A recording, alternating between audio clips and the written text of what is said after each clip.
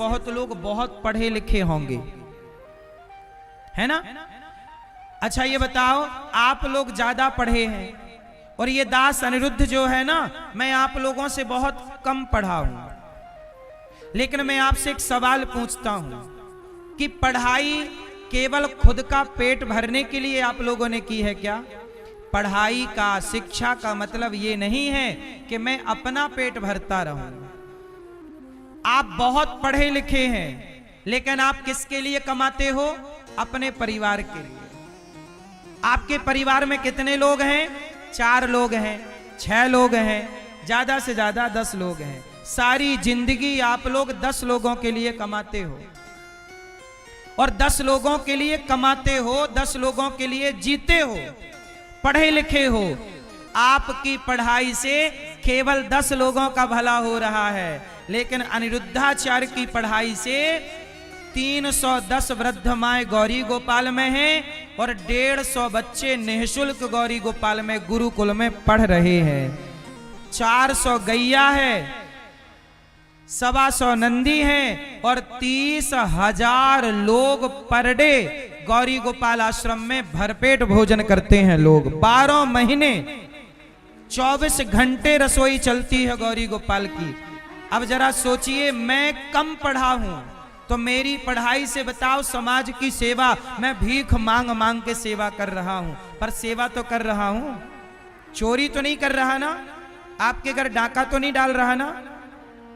यदि मैं भीख मांग मांग कर सेवा कर रहा हूं, सोचिए आपके कितने बच्चे हैं? 2, 3, 4, 5 बच्चे होंगे। आप 5 बच्चों को पढ़ाते होंगे, अच्छा पढ़ाते होंगे, उनकी फीस भरते होंगे।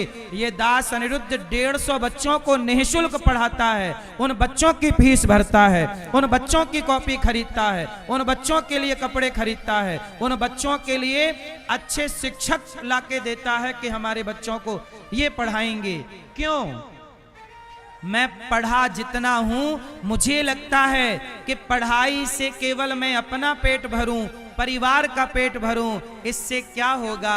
अरे शिक्षा का असली मतलब है, शिक्षित वही है जिसकी शिक्षा समाज के काम आती हो, जिसकी शिक्षा राष्ट्र के काम आती हो। यदि आपकी शिक्षा राष्ट्र के काम नहीं आई, आपकी शिक्षा किसी भूखे को रोटी ना दे सकी, किसी प्यासे को पानी ना दे सकी, तो आपकी शिक्षा व्यर्थ है। क्यों भैया?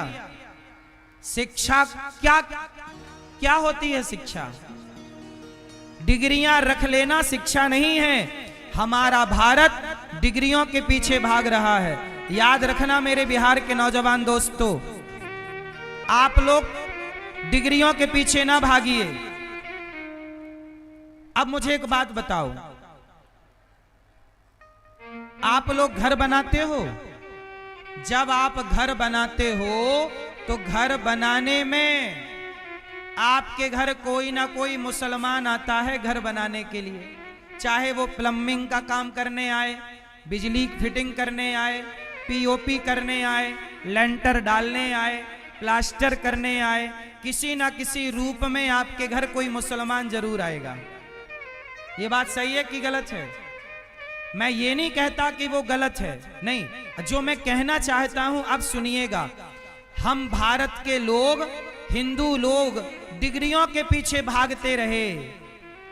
आज किसी को घर बनाना हो तो टाइल पत्थर लगाने वाले मुसलमान होते हैं, हिंदुओं को टाइल पत्थर लगाना भी नहीं आती, पीओपी करने का भी टैलेंट भूल गए। हम कहते हैं डिग्रियों के पीछे क्यों भाग रहे हो? आपका जो हुनर है, आपकी काबिलियत जो है, वह डिग्री से बड़ी है। क्या कहते हो आप? डिग्री बड़ी है कि काबिलियत बड़ी है? बोलो। क्या घर में जो पीओपी होती है, क्या वो करना टैलेंट नहीं है? क्या वो नहीं करना चाहिए? सारे बच्चे पढ़ लिख के डिग्रियां लेके खड़े हैं। भारत का 95% जो बढ़ई का काम, बढ़ई समझते हो? कारपेंटर, लकड़ी का काम करने वाले, अब भारत में 95% मुसलमान हैं, लकड़ी का काम करने वाले। हिंदू कहां चले गए पता नहीं, बाल काटने वाले मुसलमान, नाई कहां चला गया पता नहीं, कोई भी काम, चूड़ी पहनाने वाले तुम्हारी बहन बेटियों को मुसलमान चूड़ी पहना रहा है, तुम बोल रहे हो ये काम छोटा है, ये काम छोटा है। तुमने काम करना छोड़ दिया तो तुम्हारे कामों पर दूसरों ने कब्जा कर लिया। अरे आप जो काम करते हैं वो काम करते रहिए, आपका काम आपको रोजगार दे रहा है। जरूरी नहीं है कि आपके पास बड़ी बड़ी डिग्रियां हो, भगवान करे डिग्रियां हो, पर डिग्रियां हैं पर आपके पास हुनर नहीं है। अच्छा, मुझे ही किसी व्यक्ति से कोई काम कराना है तो मैं डिग्री वाले से कराऊंगा कि हुनर वाले से? बोलो, मुझे क्या करना? आपकी डिग्री रखो तुम अपने पास, हमें आपकी डिग्री से कोई मतलब नहीं। डिग्री का काम सरकार के पास है बस। सरकार को हुनर से मतलब नहीं है और सामान्य व्यक्ति को हुनर से मतलब है। चाइना तरक्की क्यों कर गया? क्योंकि चाइना ने अपने बच्चों को डिग्रियां देने में नहीं लगाया, डिग्रियों के पीछे भागने में नहीं लगाया। वहां का बच्चा जो करना चाहता है उस फील्ड में वो आगे ले जाते हैं उस बच्चे को और उसको हुनर सिखाते हैं। एक बात बताओ, आपके अंदर कोई हुनर है तो क्या आप भूखे रहोगे? इसलिए डिग्रियां, नंबर लाओ, 100 नंबर लाओ। माँ बच्चे को डांटती है, 95 नंबर क्यों लाया? 99 नंबर लाना चाहिए था। भैया क्या करोगी, नंबर का 4 डाल लोगी? क्यों इतना दबाव है? अच्छे नंबर लाना अच्छी बात है, हम ये नहीं कहते कि बेटा पढ़ो मत, पढ़ो, नंबर अच्छे लाओ, पर नंबर सब कुछ नहीं होता। याद रखना, नंबर सब कुछ होता है? होता है मेरी मां? टाटा, बिरला, अडानी, अंबानी, इन लोगों ने भी आपकी तरह नौकरी की होती तो ये भी नौकर होते, पर इन्होंने नौकरियां नहीं की। इन्होंने अपने आप को नौकरियां लेने वाला नहीं, नौकरियां देने वाला बनाया है। और जब बनाया तो बन गए। जैसा आप सोचते हैं आप वैसे हो जाते हैं। तो कितने लोग आज से सोच बदलेंगे? नौकरियां लेने वाला नहीं, हमें नौकरियां, क्या बनोगे? बेटियां भी नौकरियां देने वाली बने और बेटे भी नौकरियां देने वाले बने। और तुम हर बार बस अपनी डिग्री लिए घूमते रहते हो, आता जाता कुछ नहीं है, 0 बटा सन्नाटा। डिग्रियां मायने नहीं रखती मेरी मां। बताओ, घर बनाना ये भी योग्यता है या नहीं? इंजीनियरिंग कर ली आपने, आर्किटेक्चर, आप आर्किटेक्ट हो गए, सिविल इंजीनियर हो गए। सिविल इंजीनियर हो जाना भी अच्छी बात है, लेकिन आपका जो हुनर है वो हुनर बुरा नहीं है। सिविल इंजीनियर भी आपको ही पकड़ेगा यदि हुनर होगा तो, और हुनर नहीं होगा तो वो आपको नहीं पकड़ेगा। इसलिए शिक्षा का मतलब कभी भी अपने आप को छोटा करना नहीं रहा। पढ़ो लिखो, डॉक्टर इंजीनियर बनो, पर मुझे लगता है कि जिस शिक्षा से समाज का भला ना हो वो शिक्षा किसी काम की नहीं है। जिस शिक्षा से समाज का भला हो वही शिक्षा कहलाती है। हाँ या ना? इसलिए कहता हूं, गौरी गोपाल आश्रम में वृद्ध माओं के लिए आप भी रोटी का सहयोग करना।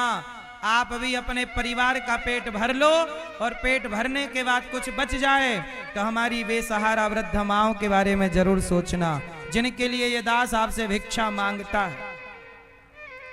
मैं तो इन माओं के लिए कमाता हूं, आपके रक्सौल आया हूं इसलिए कि वृद्ध माओं के लिए रोटी लेकर जाऊंगा। आप सहयोग करेंगे तो न माओं की सेवा होगी। आप भी रोटी नहीं दोगे न वृद्ध माओं को तो रोटी कौन देगा? आप भी सेवाओं से नहीं जुड़ेंगे, कौन जुड़ेगा? मेरा मन है कि मैं एक विद्यालय बनाऊं, कक्षा 1 से लेकर 12वीं तक CBSE बोर्ड का विद्यालय होगा। इसी फरवरी में, इसी महीने मैं उस विद्यालय की नींव रखने जा रहा हूं। एक ऐसा विद्यालय बनाने जा रहा हूं जहां शिक्षा होगी CBSE बोर्ड की और शिक्षा के साथ संस्कार होंगे भारत के। और शिक्षा होगी निःशुल्क। सीबीएसई बोर्ड, बताइए भारत में सबसे महंगी शिक्षा कौन सी है? सीबीएसई शिक्षा महंगी है ना? हम कहते हैं जो सबसे महंगा है हम उसे सबसे सस्ता करेंगे।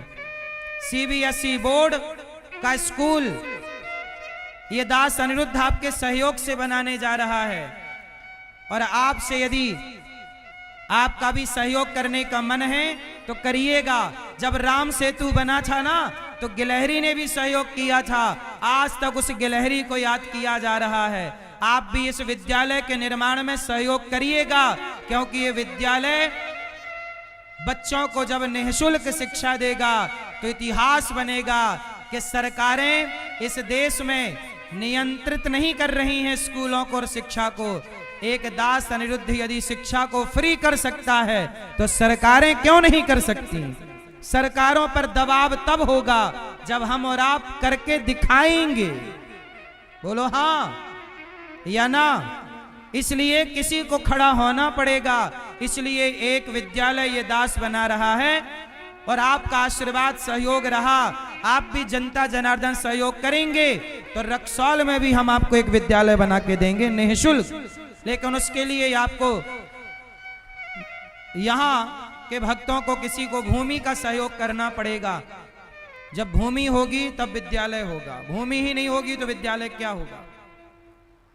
तो आप भी यदि समाज के लिए जीना चाहते हैं, देश की व्यवस्था, अच्छा बताओ देश को बदलना है तो क्या बदलना जरूरी है?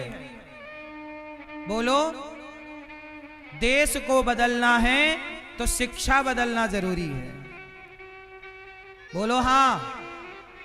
यदि शिक्षा बदलेगी तो देश बदलेगा। और शिक्षा में क्या चाहिए? धर्म चाहिए। अच्छा मैया एक बात बताओ, भैया टोपी वाले भैया आप बताओ, आपके अंदर धर्म है या नहीं है? कहां है, किस तरह से दिखता है धर्म, जरा दिखाओ। आज मैं आपको धर्म की बारीकी समझाता हूं, जरा सुनिएगा। अच्छा ये बताओ, देखा ही नहीं रावण की बहन तो ऑफर कर रही थी कि तुम बहुत सुंदर हो, तो सम पुरुष नमो सम नारी, जरा आओ हमें चुरा के ले चलो। क्या राम जी उसकी ओर देखे? मेरे पास जब तक धर्म जिंदा होगा ना, मैं यहां बैठी हर लड़की को अपनी बहन कहूंगा, और मेरे भीतर का धर्म मर जाएगा तो मैं छेड़ने लग जाऊंगा। इसलिए कहता हूं अपने बच्चों को शिक्षा तो दो, पर वो शिक्षा देना जिस शिक्षा में धर्म हो। धर्म होगा तो आपकी बहन सुरक्षित होगी, आपकी बेटी सुरक्षित होगी, वरना तुम्हारी बेटी को भी कोई भेड़िया पका के खाने का इंतजार कर रहा होगा। 14-14 साल की लड़कियों के साथ 60-60 साल के लोग बलात्कार कर रहे हैं।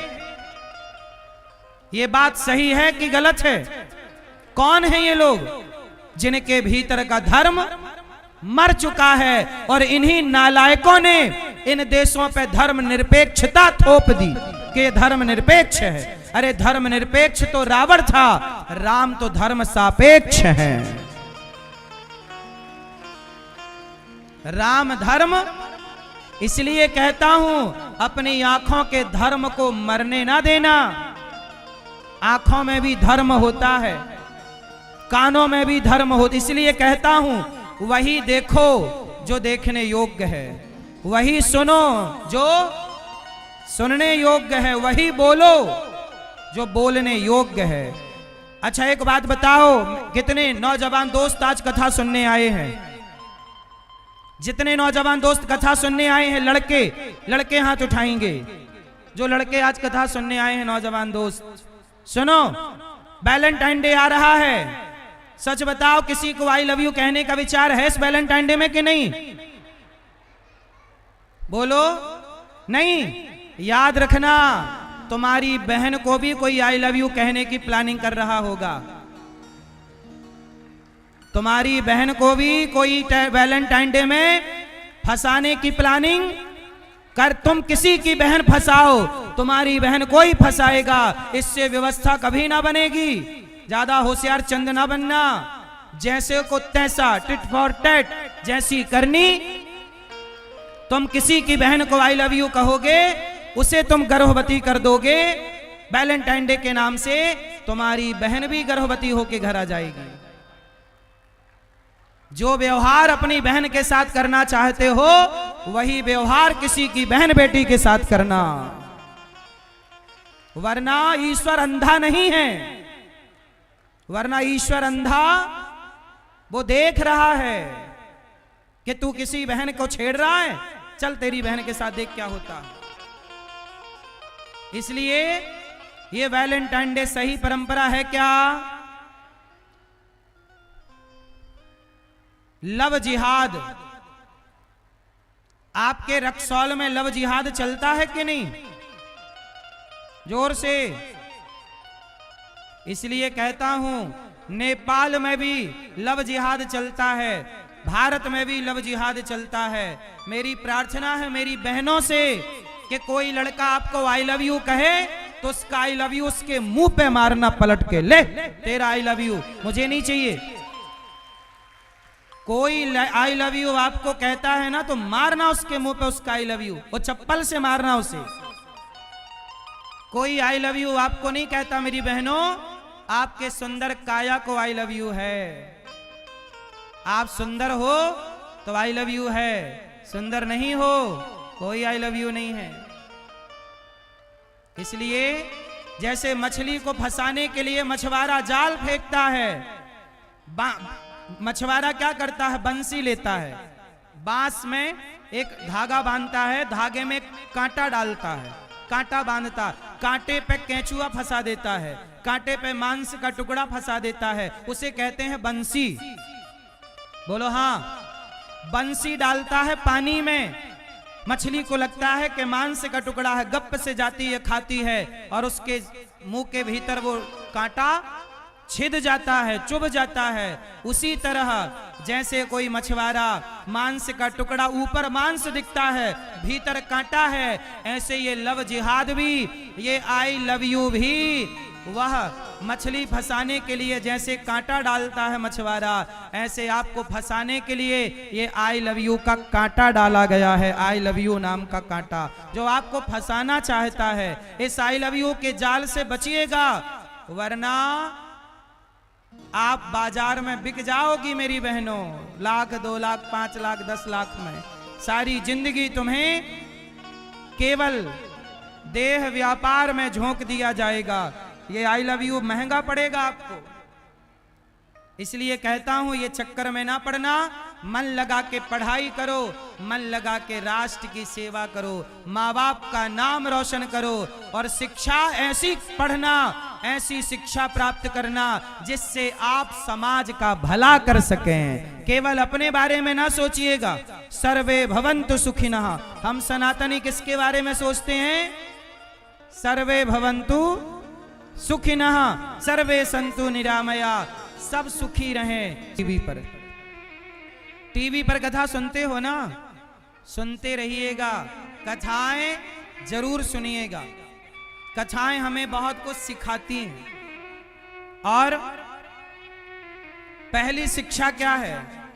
कथा सुनना, श्रवणम पहली भक्ति है, कीर्तन करना दूसरी भक्ति है, स्मरणम भगवान का स्मरण करना तीसरी भक्ति है। स्मरण करिए।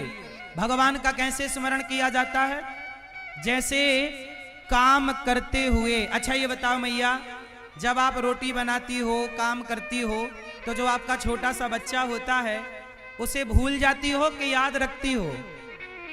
छोटे बच्चे को आप याद रख के काम करती हो कि भूल के?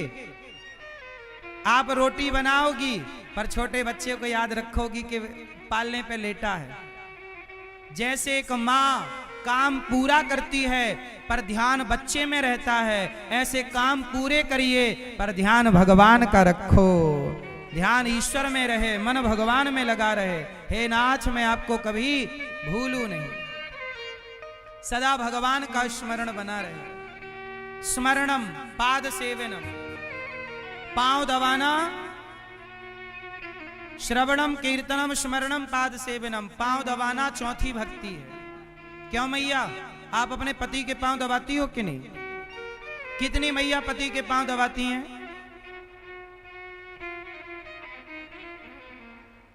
क्यों भैया? ए छोरा, आप अपनी माँ के पांव दबाते हो कि नहीं? रोज? कभी कभी? कभी कभी? 2-4 साल में आप लोग अपने माँ बाप के पांव दबाते हो कि नहीं? रोज के कभी कभी? अरे झूठ बोल रहे हो यार, इतना खुल्लम खुल्ला झूठ तो ना बोलो। देखो जरा, कथा में आके झूठ बोल रहे हैं तो ना आके कितना बोलेंगे? क्यों आप लोग माँ के पांव दबाते हो? पिता के पांव? अपने माँ बाप के चरण दबाना ये भक्ति है। इसलिए ये दास अनिरुद्ध वृद्ध माओ के पांव दबाता है। गौरी गोपाल आश्रम में जो बेसहारा 310 माए हैं, उन सभी माओ के पांव ये दास अनिरुद्ध दबाता है। उन सभी वृद्ध माओ के चरण सेवा ये दास अनिरुद्ध करता है, चरण दबाता है उन वृद्ध माओ के। आप भी अपने माँ के, अपने पिता के पांव दबाइए और पांव दबाइए और आशीर्वाद लीजिए। पत्नी पति के पांव दबाए, पुत्र माँ बाप के पांव दबाए, एक दूसरे की सेवा। हम सनातनी भगवान किसे मानते हैं? अरे ये भगवान का बनाया संसार, इस संसार के हर जीव की सेवा करना ही भगवान की सेवा करना है। भगवान कोई डायरेक्ट थोड़ी खाते हैं। क्यों? भगवान को खिलाना हो कैसे खिलाओगे? किसी भूखे प्यासे को खिलाओ, भगवान खा लेंगे। एक बार क्या हुआ, रक्सौल में एक सेठ जी रहा करते थे। उनका एक मुनीम था। मुनीम समझते हो? मुनीम, मैनेजर। सेठ जी का मैनेजर था। वो जगन्नाथपुरी गया। सेठ जी से बोला, सेठ जी जरा 15 दिन की छुट्टी दे दो, हम जगन्नाथ जी की यात्रा पे जा रहे हैं। सेठ जी बोले, अच्छा एक काम करो, तुम जाओ, पर ऐसा करो ये मेरी ओर से 100 रुपए ले लो और ये 100 रुपए जगन्नाथ जी को चढ़ा देना मेरी तरफ से। अब वो मुनीम गए वहां से, है ना, वो वहां गए, 100 रुपए सेठ जी ने दिए, 100 रुपए लेके गए। अब जब 100 रुपए लेके चले, चलते चलते मैनेजर साहब, मुनीम साहब जगन्नाथपुरी पहुंचे तो वहां देखा क्या कि कुछ संत लोग कीर्तन कर रहे थे। तो ये मैनेजर साहब भी बैठ गए कि मैं भी कीर्तन कर लूं। अब संतों का कीर्तन पूरा हुआ तो संतों ने कहा, भैया बड़ी भूख लगी है, अब भोजन कहां से आए, हम तो साधु आदमी, हमारे पास तो कुछ है नहीं, कोई खिला देता है तो खा लेते हैं, नहीं खिलाता तो भूखे रह जाते हैं। तो वो सेठ का जो मैनेजर था मुनीम, उसने संतों से कहा कि अच्छा आप लोग बैठो, हमारे सेठ जी ने 100 रुपए दिए हैं भगवान को चढ़ाने के लिए, उसमें से हम आपको भोजन कराते हैं।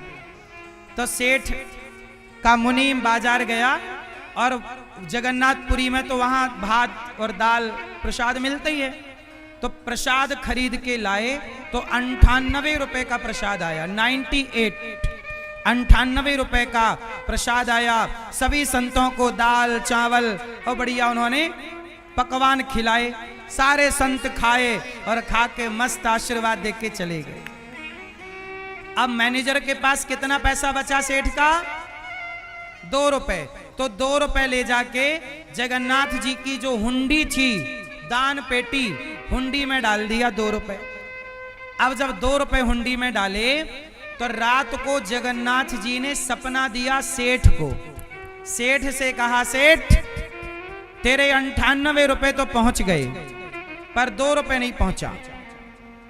सेठ बड़ा घबराया कि हे भगवान, मेरा मुनीम तो बड़ा ईमानदार है, इसने 98 रुपए चढ़ा दिए और 2 रुपए नहीं चढ़ाया, जबकि चढ़ाया 2 था और 98 तो चढ़ाया ही नहीं। अब 15 दिन बाद मैनेजर लौट के आया।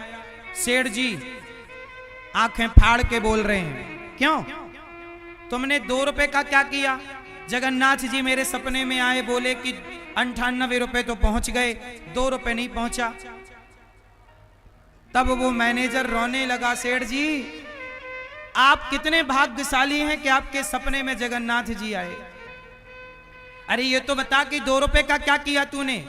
सेठ जी बोले, मैनेजर बोला, सेठ जी मैंने 98 रुपए संतों की सेवा में खर्च कर दिए, संतों को प्रसाद पवा दिया, और जो संतों को सेवा में खर्च किया वो तो भगवान तक पहुंच गए, और जो हुंडी में डाला वो भगवान तक नहीं पहुंचे। इसका मतलब है कि भगवान तक पहुंचाना है कोई भी चीज तो कैसे पहुंचाओगे। कोई पैसा भगवान को चढ़ाते हो, भगवान को पैसों की जरूरत नहीं होती। क्या करेंगे भगवान पैसे का। भगवान के तो पांव लक्ष्मी जी दबा रही हैं, इसलिए भगवान को पैसे की जरूरत नहीं है। गौरी गोपाल आश्रम में हजारों संत सवेरे से आते हैं, लाइन लगाकर खड़े होते हैं, और सभी को प्रसाद गौरी गोपाल में 12 महीने मिलता है। जब आप इन संतों को भोजन कराते हैं तो इनको खिलाया गया भोजन भगवान तक पहुंचता है। इसलिए कहता हूं, आप भी अपने माता पिता दादी दादा के पुण्यतिथि पर, जन्मदिन पर, बेटा बेटी के शादी की सालगिरह पर, अपने जन्मदिन पर संतों को अन्नदान करिए। आप भी रोटी का दान करना सीखिए, थोड़ा थोड़ा सहयोग करना सीखिए। जब आप किसी को कुछ देते हैं तो आपका धन धान्य बढ़ता है। इसलिए कहता हूं, अन्नदान करना सीखिए। प्रहलाद जी ने चौथी भक्ति श्रवणम कीर्तनम स्मरणम पाद सेवनम अर्चनम, भगवान को पुष्प चढ़ाना, वंदन करना, सख्य भाव रखना, समर्पण करना, ये नवधा भक्ति।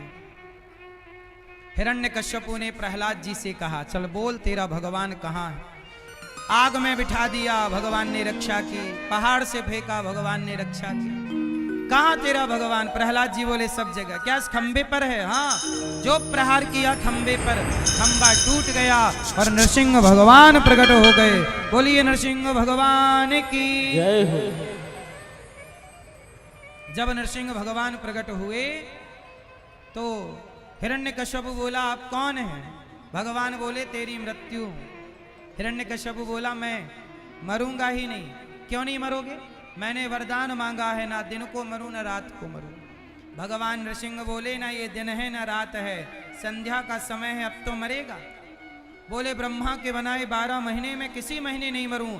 भगवान बोले कि यह पुरुषोत्तम महीना चल रहा है, 13वां महीना, अब तो मरेगा। कितना होशियार था हिरण्यकश्यपु। उसने वरदान कैसे मांगे थे कि 12 महीने में किसी महीने नहीं मरूं। तब भगवान ने हिरण्यकश्यपु के लिए 13वां महीना बनाया, पुरुषोत्तम महीना। बोलो हाँ। बोले, ना अस्त्र से मरूं ना शस्त्र से मरूं। भगवान बोले, ना खून से मारूंगा, ना अस्त्र है ना शस्त्र। बोले, ना अंदर मरूं ना बाहर। भगवान बोले, देहरी पे मारूंगा। बोले, ना ऊपर मरूं ना नीचे। भगवान बोले, गोद में मारूंगा। हर प्रश्न का उत्तर दिया। बोला, ब्रह्मा के बनाए किसी व्यक्ति से नहीं मरूं। भगवान बोले, ब्रह्मा मुझे नहीं बनाता, मैं ब्रह्मा को बनाता हूं। भगवान बोले, हिरण्यकश्यपु की छाती विदीर्ण कर दी और गोविंदाय नमो नमः। प्रहलाद जी ने स्तुति की। ब्रह्मादयः सूर्यगणा मुनयोऽथ सिद्धा सत्वैकतानमतयो वचसां प्रवाहये नाराधितुं पुरुगुणैरधुनापि विप्रो किं तोष्टुमर्हति समे हरिरुग्रजाते। भगवान ने प्रहलाद से कहा, बेटा कुछ मांग लो। प्रहलाद जी ने कहा, प्रभु कभी कुछ मांगने की इच्छा ही ना हो, यही वरदान दीजिए। भगवान ने तथास्तु कहा। प्रहलाद जी को भगवान ने राजा बनाया। देखो, भगवान अपने भक्त को राजा ही बनाते हैं। हिरण्यकश्यपु का उद्धार किया। एक बार भगवान की कथा में एक हाथी की कथा है। हाथी का पांव एक मगर ने पकड़ लिया। तब हाथी ने भगवान को पुकारा। तब भगवान ने उस हाथी की रक्षा के लिए हरि का अवतार धारण किया। एक बार भगवान ने समुद्र मंथन किया। देवता और दैत्यों से, जिसमें समुद्र मंथन में सबसे पहले क्या निकला? क्यों भैया?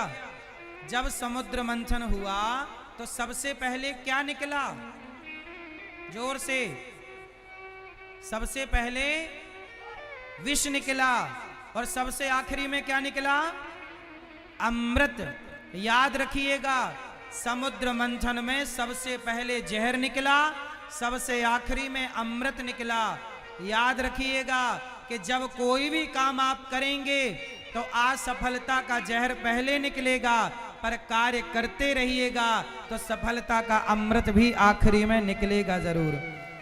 जब कोई भी काम करते हो तो पहले असफलता आती है कि सफलता? पहले असफलता। यदि असफलता मिली है तो प्रयास करते रहना। अमृत, जहर निकला है तो अमृत भी निकलेगा। असफल हुए हो तो सफलता जरूर मिलेगी, प्रयास करते रहना। और आप लोग गलती क्या करते हो? एक बार असफल हो गए तो आप सफलता के प्रयास ही छोड़ देते हो, परेशान हो जाते हो कि यार अब क्या करें, अब तो नुकसान हो गया। कोई बात नहीं, लहरों से डरकर नौका पार नहीं होती और कोशिश करने वालों की कभी हार करने से सब होगा। इसलिए आप लोग अपना कार्य ना छोड़िए। समुद्र मंथन की कथा ये कथाएं केवल कथाएं नहीं है कि आपको हमने सुनाया, आप सुने और घर चले जाएं ना। ये कथाओं के सार को ग्रहण करना है, जीवन में उतारना है, चरितार्थ करना है। कि जैसे समुद्र मंथन में पहले असफलता हाथ लगी, जहर हाथ लगा, पर दैत्य और देवता करते रहे तो सफलता भी मिलेगी। तो बस यही है कि आज असफलता हाथ लगी है तो कल सफल होने के लिए और मजबूती से तैयार होना। आज असफलता मिली है तो कल सफलता भी जरूर मिलेगी। घबराइएगा मत, परेशान ना होइएगा। फेल हो जाओ तो परेशान ना हुआ करो, असफल हो जाओ तो रोया ना करो, बल्कि आप सफलता के एक कदम और करीब पहुंच गए हैं। अनुभव बढ़ गया है आपका। भगवान ने आखिरी में अमृत दिया है। समुद्र मंथन से बहुत सारी चीजें निकली, पर एक चीज और निकली है समुद्र मंथन से। क्या? गौ माता। गाय कहां से निकली? जोर से। समुद्र मंथन से। भाई रक्सौल में गाय है या नहीं? कहां है? मैं 4 दिन से ढूंढ रहा हूं कि कहीं गैया मिल जाए, तो गौमूत्र चाहिए था मेरे को, पर आपके यहां तो गाय ही नहीं है। जितनी गाय मिली सारी जर्सी है। जिन्हें आप लोग गाय कह रहे हो वो गाय नहीं है। मैंने सब चेक कर लिया, वो गाय नहीं है, जर्सी है। आप इतने अज्ञानी कैसे हो सकते हैं कि जर्सी को गाय कहने लग गए? आपको पता ही नहीं है कि गाय क्या होती है। अरे गाय की पहचान खो बैठे आप लोग। इतना अज्ञान, इतना समाज नीचे चला जाएगा। गाय की पहचान खो बैठे आप। क्यों भैया? देसी गाय की पहचान भैया बताओ क्या है? बोलो। जिन्हें आप लोग गाय कह रहे हो, मैंने पूछा लोगों से, गाय है? हाँ महाराज जी है। मैंने जाके चेक किया, फोटो से जाके चेक कराया, वो तो जर्सी है। ऐसे तो आप लोग हैं।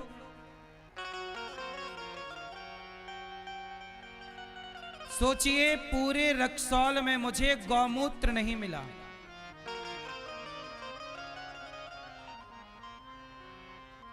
ये अच्छी बात नहीं है मेरे भारतवासियों। अपनी विरासत को बचाइए। जर्सी गाय भारत की नहीं है। देसी गाय की पहचान बताता हूं। देसी गाय उसे कहते हैं जिसके सिर के पीछे उठा हुआ हिस्सा होता है और गर्दन के नीचे झालर होती। देखो ये टीवी पे, आपकी टीवी चल रही है, ये देखो ऊपर उठा हुआ हिस्सा और नीचे झालर। जबकि जर्सी गाय सपाट होती है, ऊपर उसका कोई उठा हुआ हिस्सा नहीं होता। ये देसी गाय है, देसी गाय के सिर के पीछे बढ़ा हुआ हिस्सा और गले के नीचे लटकती हुई झालर, ये सारी तुम्हारी असली गैया तो कट गई। बूचड़ खानों में, पूरे रक्सौल में ढूंढी, एक गैया नहीं मिल रही है। किसी के घर यदि गैया है तो मैं उसको प्रणाम करता हूं कि आप भैया दूध के लालच से जर्सी रखो, पर भारत की संस्कृति को, गाय के रक्षा को करने के लिए एक देसी गाय तो रखो। देसी गाय, देसी गाय का गौमूत्र पीना चाहिए, देसी गाय का दूध, देसी गाय का दूध ही दूध होता है, जर्सी का दूध दूध नहीं होता। वो तो पियो, चलो ठीक है, कुछ नहीं है तो क्या करोगे आप, लेकिन जो दूध की गुणवत्ता है वो भारत की गाय कौन सी है? जर्सी के देसी? बिहार की भी एक गाय है, लेकिन आज वो गाय संकट में है, गाय का अस्तित्व संकट में है। साहब, आप लोगों से मेरी प्रार्थना है कि हम जैसे लोग कभी आए तो कम से कम एक गाय का दर्शन तो हो जाए आपके यहाँ। हमें तो एक भी गाय का, यहाँ इतना बड़ा मैदान है, यहाँ भी मैंने देखा कि चर रही हो, शायद 200 एकड़ का ये मैदान है, यहाँ भैंस चर रही है, बकरी मिली मुझे, जर्सी गाय मिली, एक भी देसी गाय मुझे यहाँ चरती नहीं मिली। साहब, पैसा पैसा पैसा कमाओ, मरना तो ले जाना ऊपर। एक आध गौशाला बनवा लो। गायों की रक्षा आप नहीं करोगे, कौन करेगा? पाकिस्तानी करेंगे। गाय संकट में है, कभी आना वृंदावन, गौरी गोपाल गौशाला में भारत की देसी गाय, भारत की गाय, वेद लक्षणा गाय, 400 गैया है, 450 गैया। पर बताओ, भारतीय संस्कृति को बचाना आपका धर्म है कि नहीं? जोर से। अरे साहब, एक गाय तो रख लो, एक तो रखो। तुम्हारे रक्सौल में कोई साधु संत आए तो कम से कम उनको दर्शन करने के लिए एक गाय तो हो। तुम्हारे बच्चों को कैसे बताओगे कि ये असली गाय है? कैसे बताओगे?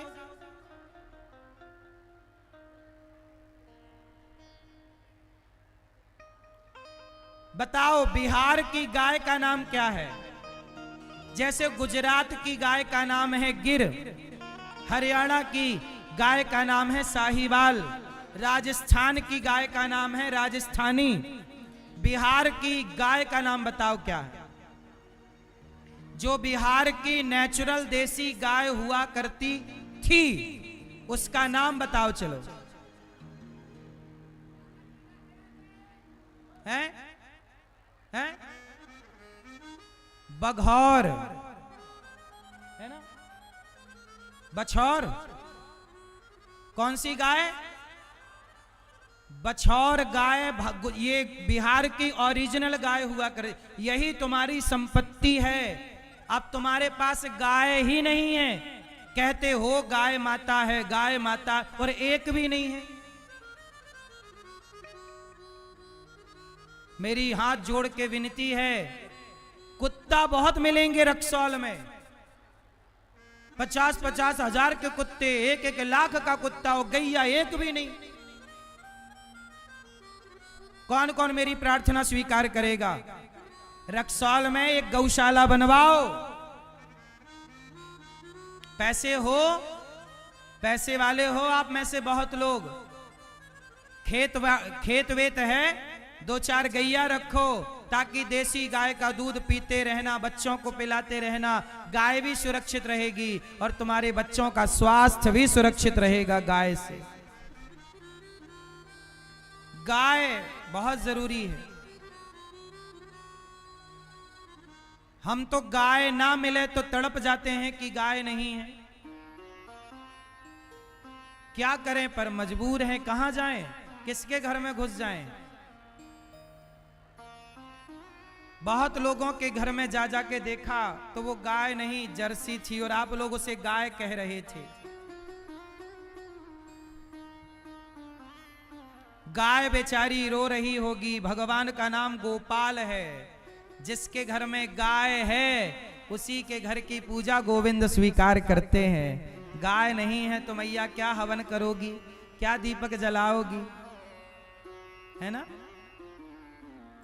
देसी गाय के दूध से ही खीर बनती है, वो हवन में प्रयोग होती है।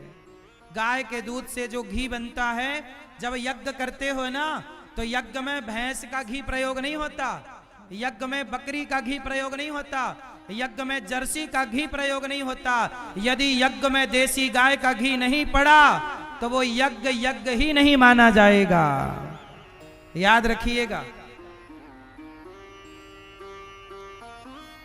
समुद्र मंथन से गौ माता प्रकट हुई। बोलिए गौ माता की जय हो। गौ माता की। प्रिय भक्तों, राजा भगवान ने समुद्र मंथन किया। इसके बाद भगवान ने राजा बलि पर कृपा की। राजा बलि 99 यज्ञ कर चुके थे। वामन भगवान पहुंचे और 3 पग भूमि का संकल्प लिया। 3 पग भूमि का दान